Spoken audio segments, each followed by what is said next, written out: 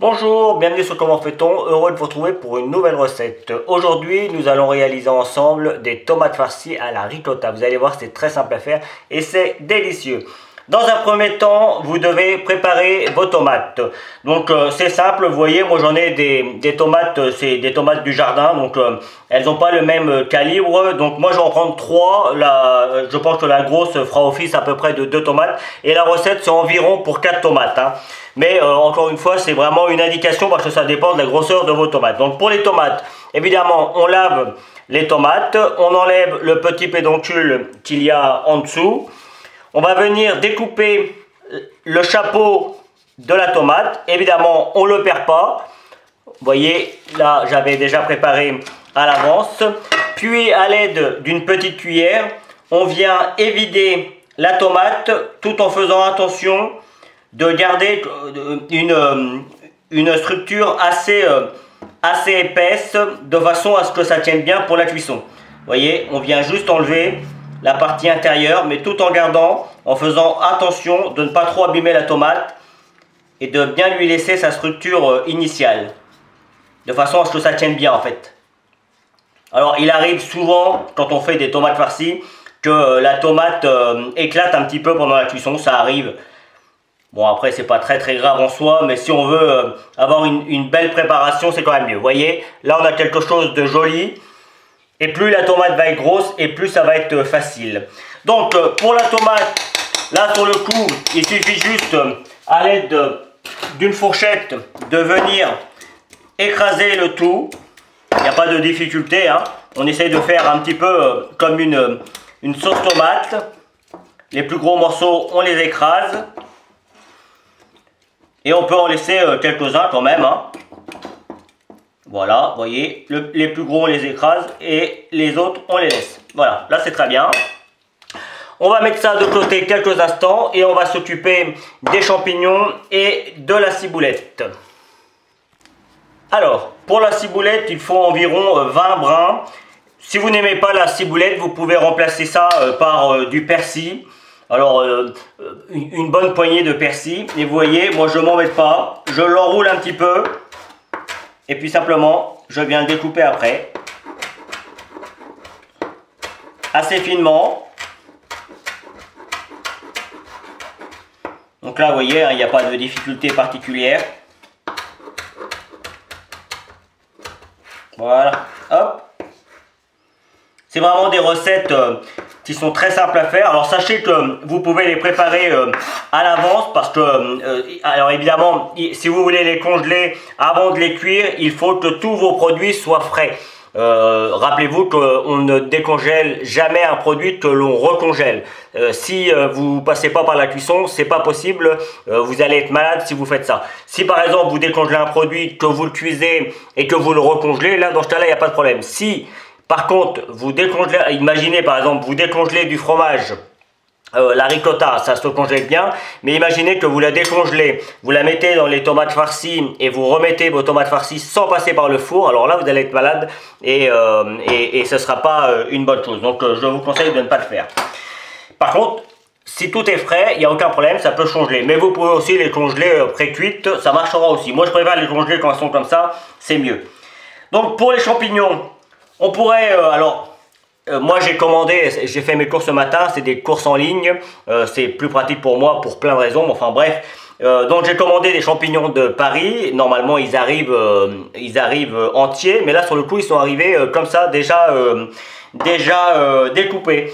Donc on pourrait les laisser comme ça, mais moi je trouve que c'est mieux de les découper en petits morceaux, ça va être plus facile à déguster. On n'est pas obligé de faire des morceaux identiques, juste de les découper un petit peu, quoi. Vous voyez, juste comme ça. Voilà. Donc ça, après, on met tout ça dans la préparation avec la tomate. Donc les champignons, il faut compter environ 2 à 3 champignons, des champignons de Paris. Vous allez avoir besoin également de 50 g de noix. Là c'est pareil, c'est des noix du jardin, du grand jardin d'une de mes sœurs. Donc je la remercie d'ailleurs pour ça. Donc 50 g, évidemment ça s'achète également dans le commerce. Là en l'occurrence, je les laisse entières pour garder un petit peu de croustillant. Hop. On rajoutera également, hop, alors je vais finir de découper mes champignons, hein, évidemment. On rajoutera également dans notre préparation avec la tomate 2 cuillères à soupe, c'est la valeur environ de 10 grammes de chapelure. Voilà, et vous voyez, je vais encore à peu près 10 grammes que je vais reprendre et que je vais mettre au fond de mes tomates. Ça va permettre d'absorber un petit peu le jus de la tomate. Voilà, là je vais en mettre un petit peu plus parce qu'elle est plus grosse celle-là. Voilà.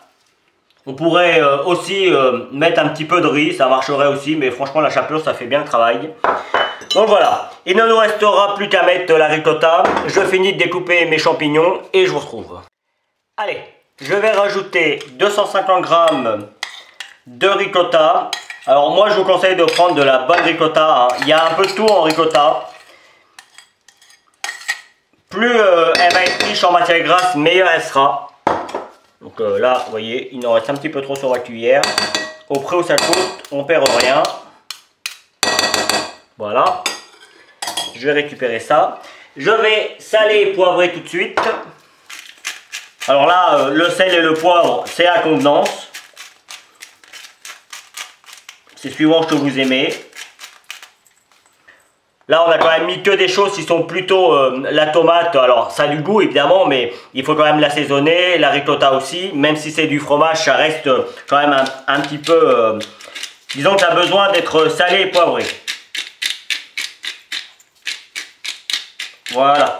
Après, on en met déjà et puis on peut goûter. Une fois qu'on a terminé, on goûte et puis on rassaisonne si on a envie d'en remettre un petit peu. Donc là, maintenant... le but, ça va être de mélanger tout l'ensemble. Donc au début, vous allez voir, ça va être un petit peu compliqué parce que la ricotta, c'est quand même assez ferme. Mais dès que l'on va mettre la tomate, que ça va commencer à se mélanger, vous voyez, ça commence à faire quelque chose de super joli. Et je peux vous garantir que c'est vraiment très très bon.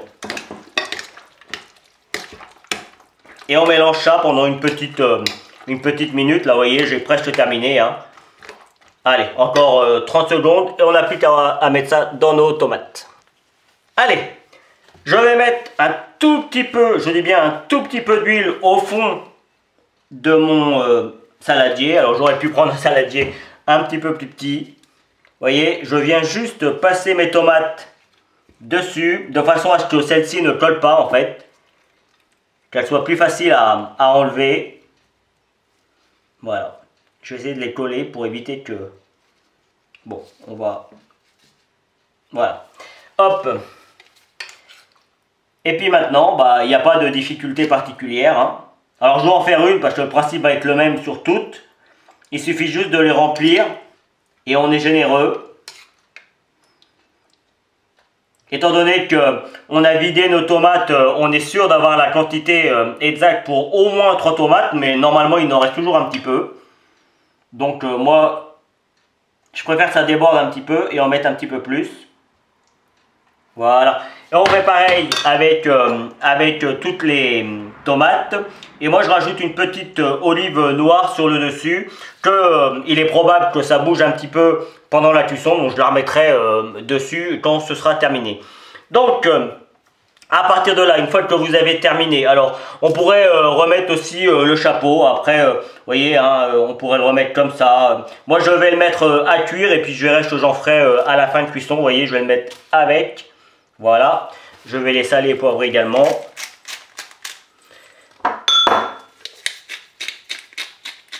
Voilà, et puis je verrai ce que j'en ferai, si je les mets ou si je les mets pas. Mais je pense que je les mettrai, mais d'une manière un peu décorative. Et donc j'étais parti pour la cuisson four à 180 degrés, c'est suffisant pour ce genre de recette. Et il faut compter environ 30 minutes. Donc je vous montrerai comment moi je les sors. Mais évidemment après on peut les aimer un petit peu plus cuites, un petit peu moins cuites. Là encore c'est une question de goût. Moi le temps que je vous donne c'est vraiment un temps indicatif. Après voilà, il n'y a pas, c'est suivant comment on aime manger les ingrédients, hein. Les tomates, il y en a qui vont aimer ça complètement compoté D'autres vont aimer ça plutôt, comment dire, pas cru, mais disons qu'au bout de 15-20 minutes, ils les sortiront et ils trouveront ça très bien. Donc voilà, après, franchement, c'est une question de goût, hein. Mais il faut au moins 20 minutes quand même. Allez, c'est parti pour la cuisson. Allez, voici ce que cela donne au bout de 30 minutes de cuisson.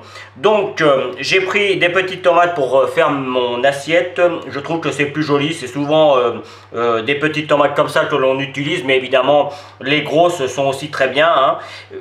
Sur le coup, moi, je vais manger les deux ce soir. Et puis les autres, je vais les congeler. Comme quoi, ça peut aussi se congeler comme ça. Donc comme vous pouvez voir, j'ai remis les petits chapeaux, ils se sont rétrécis, c'est normal, hein, avec la cuisson. Donc je les ai mis par-dessus, je vais faire en sorte de mettre l'olive de façon à ce que ce soit joli et qu'on voit l'olive quand même. J'en ai découpé une pour qu'on voit bien à l'intérieur, aussi bien les noix, la ciboulette, la tomate, la ricotta, tout ça mélangé. Et la chapelure, on la voit pas, mais elle a son importance également pour la structure. Donc voilà, c'était juste histoire de vous montrer comment c'est à l'intérieur. Ça paraissait assez logique, mais on me demande souvent quand je fais des recettes de montrer comment c'est à l'intérieur. Donc je montre. Je suis discipliné et j'essaie de faire ce que vous avez envie de voir. Donc voilà, j'espère que cette nouvelle recette vous plaira. Moi j'ai pris comme toujours beaucoup de plaisir à la réaliser. Si vous voulez voir mes liens pour aller sur Facebook, Twitter, Instagram, n'hésitez pas, vous allez en dessous et vous allez avoir tous les liens qu'il vous faut. Sur la description, hein, ce sera marqué. Et puis si vous voulez vous abonner ou avoir d'autres recettes, vous continuez encore un tout petit peu plus longtemps et vous allez voir, vous allez arriver sur là où je vous donne tous les conseils pour vous abonner, pour aller sur mon site www.commentfaiton.com et je vous donne deux autres recettes qui sont tout aussi simples à faire que celle-ci. Je vous donnerai peut-être les tomates farcies à la viande assez classiques. Voilà, histoire d'avoir un petit peu tous les goûts. A bientôt sur Comment fait-on. Salut, merci pour votre fidélité. Vous pouvez vous abonner maintenant à ma chaîne YouTube, c'est ici. N'oubliez pas la petite cloche pour les notifications. Vous avez également le lien qui va vous amener sur mon site www.commentfaiton.com où vous retrouverez l'ensemble de mes recettes. Et je vous donne deux autres recettes ici qui vous seront très utiles. A bientôt sur Comment fait-on.